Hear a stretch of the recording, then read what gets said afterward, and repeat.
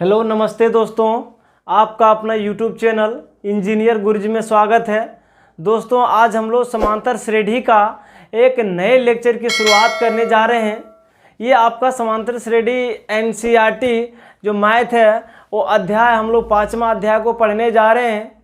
अगर आप लोगों ने बाकी दो लेक्चर को नहीं देखे हैं तो आप अपने YouTube चैनल इंजीनियर गुरुजी को सर्च करें और वहाँ से जा कर के बाकी दो लेक्चर्स को आप लोग एक बार ज़रूर देख लें, तब जा कर के ये आपका तीसरा लेक्चर समझ में आएगा। हम लोग जो लेक्चर 2 था, लेक्चर 2, उसमें उदाहरण नंबर 1 से लेकर 8 तक बनाए हैं। ये लेक्चर नंबर 3 है, इसमें उदाहरण नंबर 9 से हम लोग बनाने का प्रयास कर रहे हैं। अगर आप लोगों को किसी भी तरह का कोई प्रॉब्लम हो तो आप हमारे यूट्यूब चैनल जो कमेंट सेक्शन बॉक्स है उसमें एक बार ज़रूर कमेंट करके बताएं।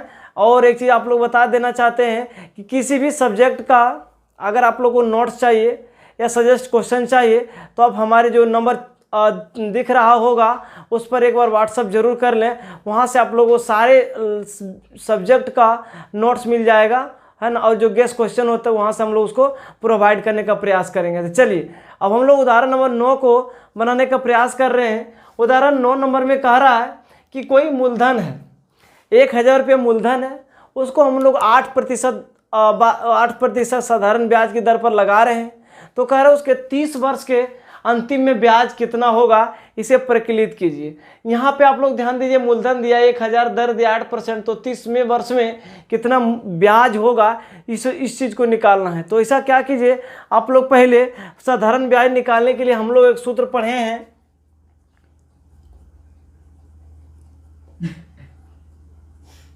लिखेंगे यहाँ से साधारण ब्याज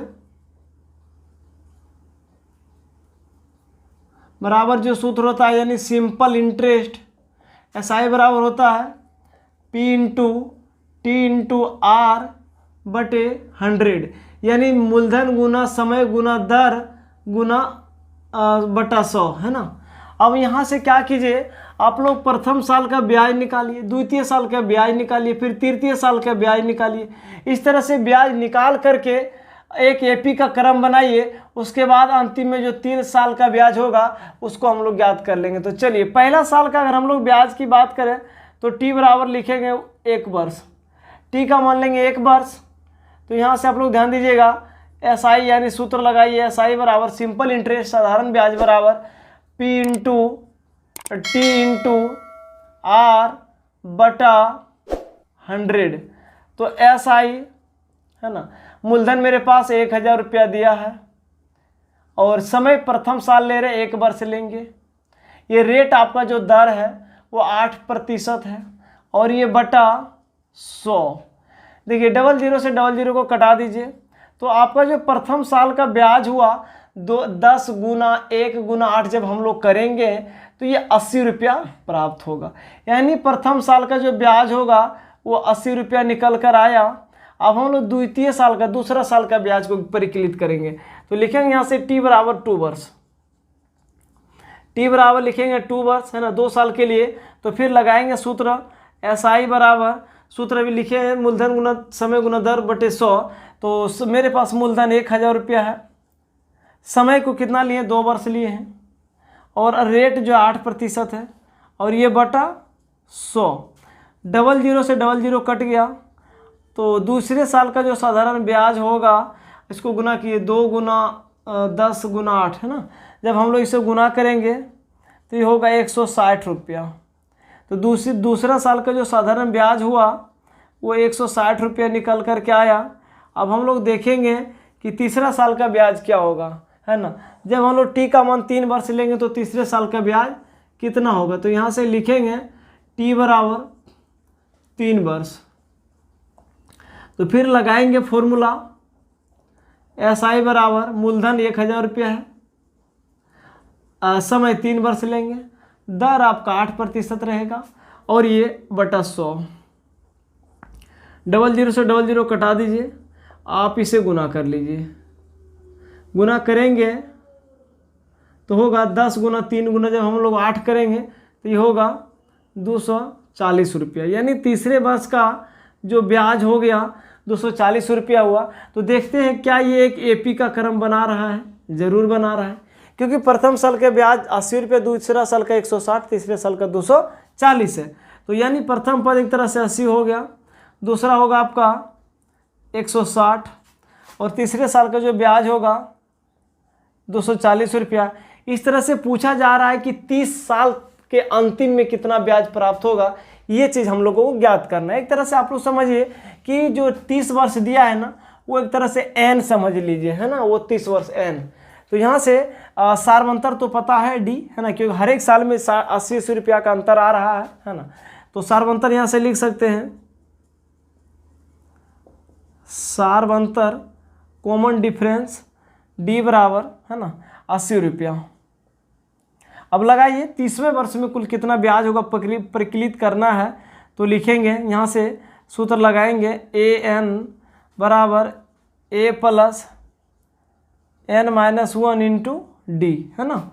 तो लिखेंगे ए 30 और ए प्रथम पद मतलब पहले साल के ब्याज 80 रुपया प्लस एन का मान 30 है माइनस 1 इंटू डी का मान कितना है 80 रुपया। चलिए आप इसे कैलकुलेशन कीजिए और बना लीजिए।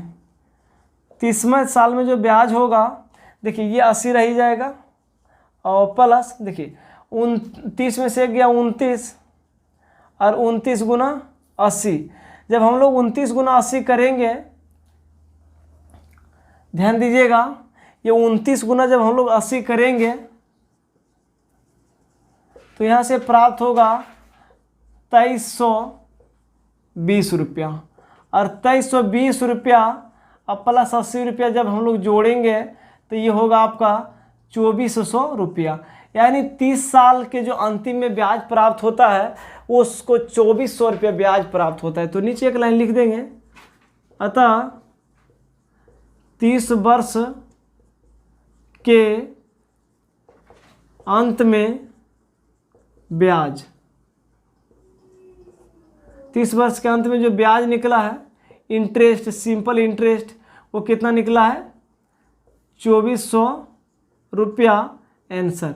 तो इस तरह से हम लोगों ने क्वेश्चन नंबर 9 को समाप्त होता है। अब हम लोग क्वेश्चन नंबर 10 की ओर जाते हैं। क्वेश्चन नंबर 10 में कह रहा है कि फूलों की एक क्यारी लगाई गई है, उसमें से पहली पंक्ति में 23 फूल हैं, दूसरी पंक्ति में 21 फूल हैं और तीसरी पंक्ति में 19 फूल हैं।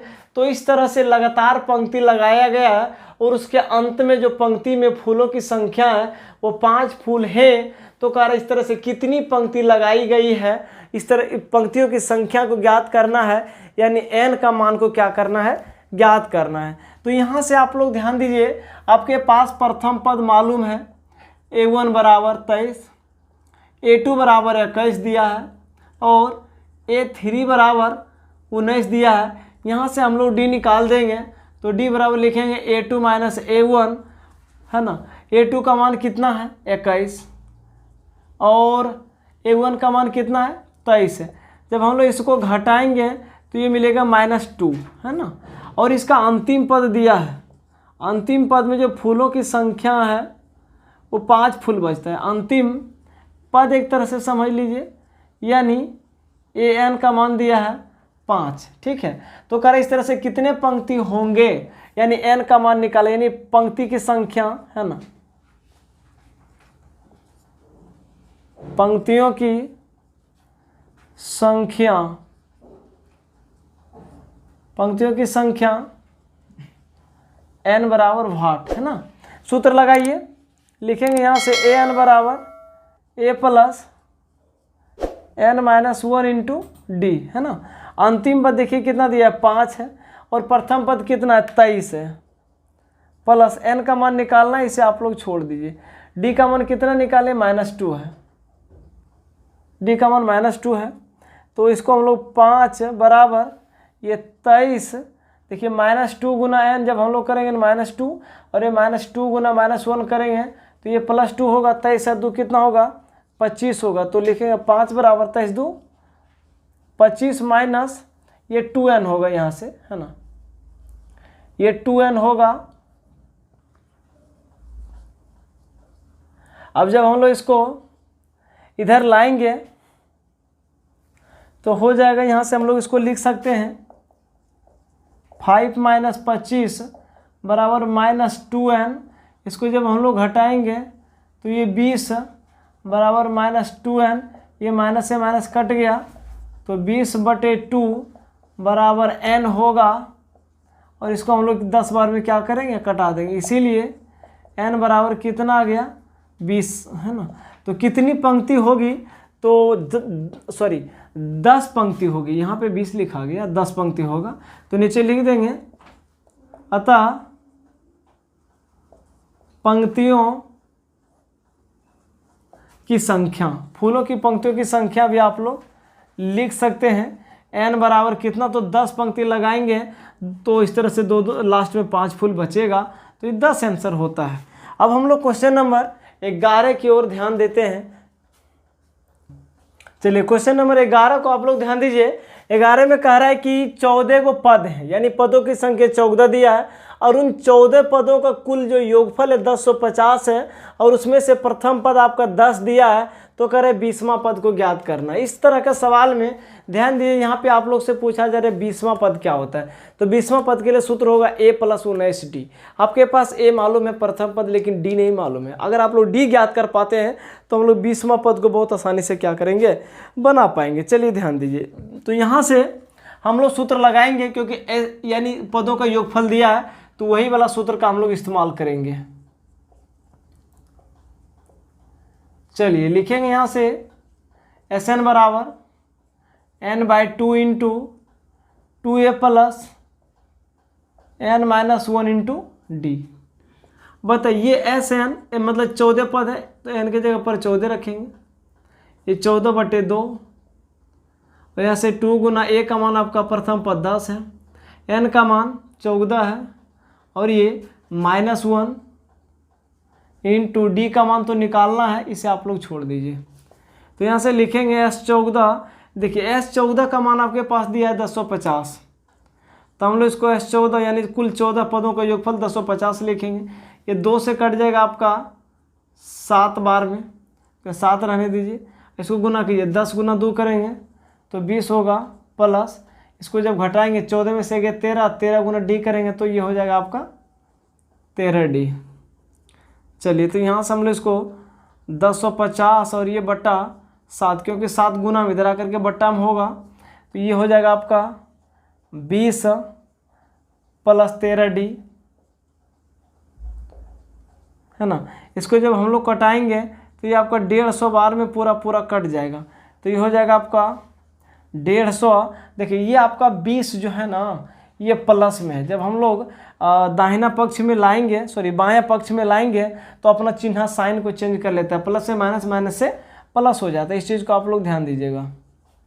20 प्लस में इधर आएगा तो क्या होगा, ये माइनस में हो जाएगा। तो 150 - 20 बराबर ये 30d होगा।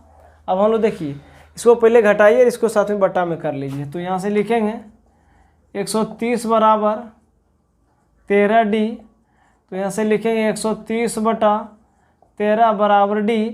13 से कट जाएगा 10 बार में, तो इसीलिए d का मान आ गया आपका 10।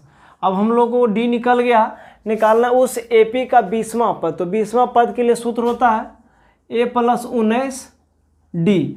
तो ये मालूम है, d मालूम कर ले तो आसानी से ज्ञात कर लेंगे। चलिए यहाँ से हम लिखेंगे, अतः AP के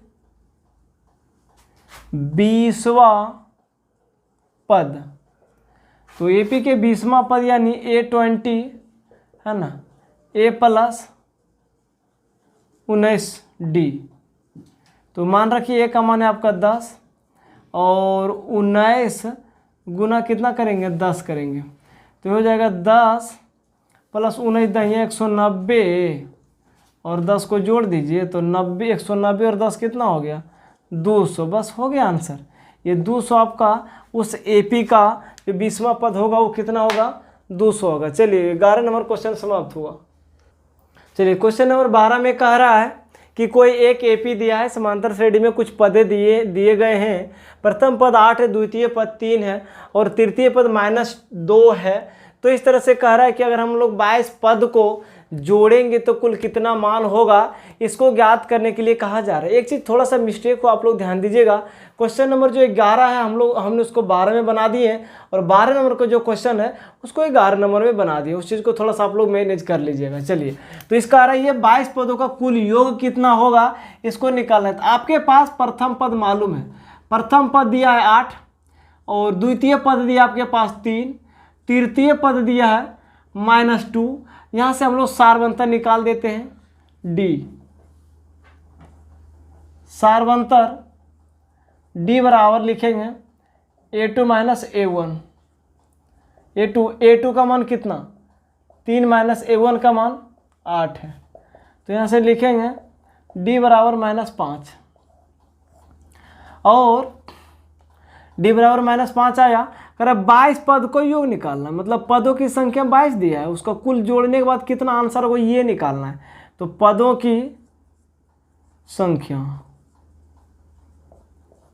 पदों की संख्या यानी नंबर ऑफ टर्म्स कितना दिया, 22 पद है, योग निकालना। लगाइए ना योग वाला सूत्र, है ना, लिखेंगे यहाँ से सूत्र से SN बराबर n/2 into 2a plus n-1 into D। ध्यान दीजिए कितना पद का योग निकालना है, 22 पद का योग। तो लिखेंगे S 22, n का मान 22 दिया है, बटे 2 करेंगे, है ना। अब यहाँ से 2 गुना a, प्रथम पद कितना मालूम है 8 है, प्लस n का मान 22 दिया है, -1 इंटू D का मान कितना निकाले, -5 है, -5 है।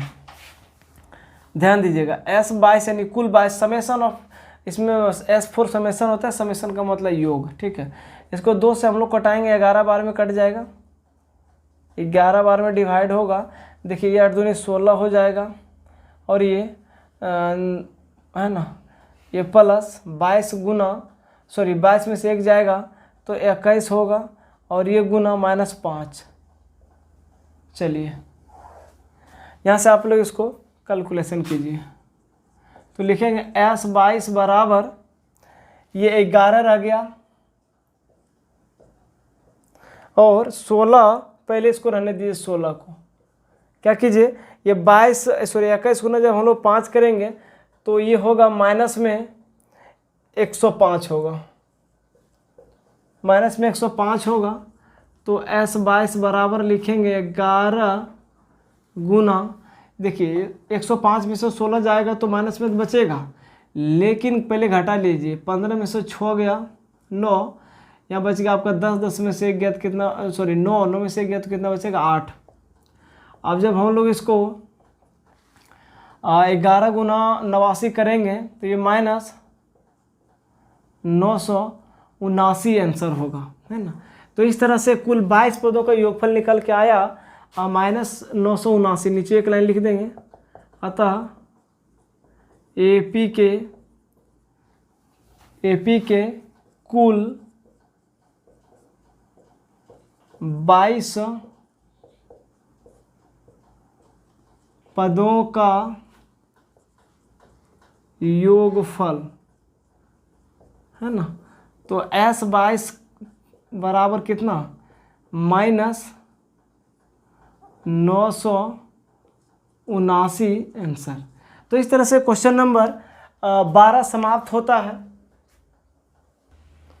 अगर आप हमारे वीडियो से आप हमारे जो क्वेश्चन सॉल्व करके दे पा रहे हैं, अगर इससे आप लोग संतुष्ट हैं तो आप अपने यूट्यूब चैनल इंजीनियर गुरुजी को सब्सक्राइब और लाइक शेयर ज़रूर कर दें, और अपने दोस्तों के साथ में इसको ज़रूर शेयर करें। अगर इस तरह के वीडियो और आप लोगों को चाहिए, अगर आप लोग सब्सक्राइब करते हैं तो हम लोगों को वीडियो बनाने से प्रेरित होते हैं और थोड़ा सा कुछ मोटिवेशनल मिलता है। चलिए, बहुत बहुत धन्यवाद।